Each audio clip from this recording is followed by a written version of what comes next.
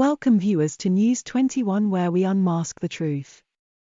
As most Americans get ready to fill up their vehicles this July 4th, they can very well blame Biden for the high fuel prices to be met at the pump.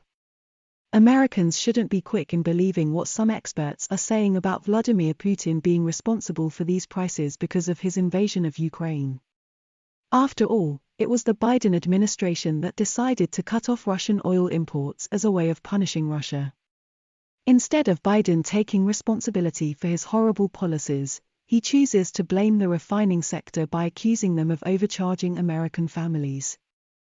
Biden has been asking refining companies to increase the production and supply of gas and other refinery products to meet up with national demand, forgetting that most of these companies are already running at more than 95% capacity.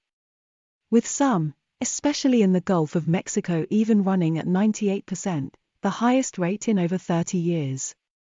Running refineries at such high capacities than usual not only exposes their workers to greater risk in an already very risky job, but equally exposes their equipment to greater risk of damage. Something which Biden has no clue about.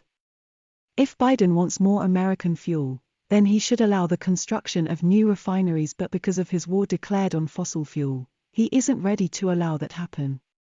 In 2019, he promised a student climate activist he wasn't going to collaborate with fossil fuel producers, and indeed he hasn't.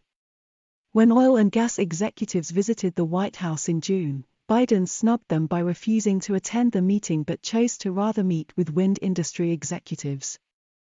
On May 12, his Interior Department blocked a proposal to open up more than 1 million acres of land in Alaska for oil and gas drilling.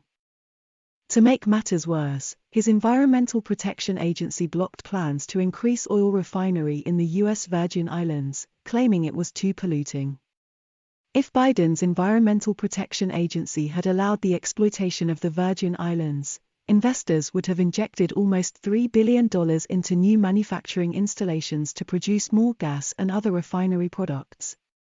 There are many other things that Biden could do to reduce gas prices instead of asking Americans to accept paying for high prices as a way of supporting Ukraine fight the Russian invasion.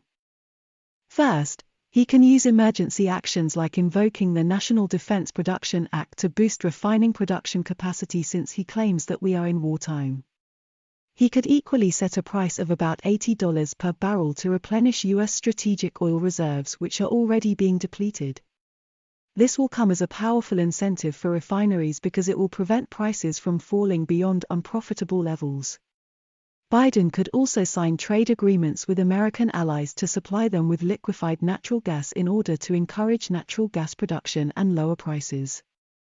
The president has got all these solutions at hand to help solve the gas shortage problem, but he refuses to do so because of his war declared on fossil fuels. His rage against fossil fuels has discouraged investors in the oil and gas sector from investing in expanding their production capacity because of fear that government could shut them down within the next few years. The Biden administration is now using this high fuel price situation as an opportunity to implement their Green New Deal because they know they could never get it passed through Congress. Biden is still trapped in his Green Deal ideology, which requires mankind to return to relying 100% on renewable energy like it was before the Industrial Revolution. This idea of his is so delusional because solar panels and electric cars have become cheap simply because they use lithium-ion batteries, made from Chinese exploitation of child labor in Africa and the Uyghurs Muslims. If these technologies were to be made in the US by workers paid a living wage, they wouldn't have been that affordable. Biden in his weak leadership still thinks that mounting pressure on OPEC countries like Saudi Arabia and the UAE would make them increase production, but he was quickly reminded at the G7 summit by French President Emmanuel Macron, who was overheard telling him he shouldn't count on Saudi Arabia and the UAE to expand their oil production.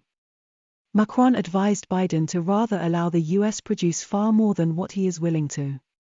As an average American, whenever you fill up your gas tank and feel tempted to blame Biden for the excessive prices, feel free to do so because it's absolutely his fault. Thanks for watching, and please don't forget to subscribe as a way of supporting us. Like and share.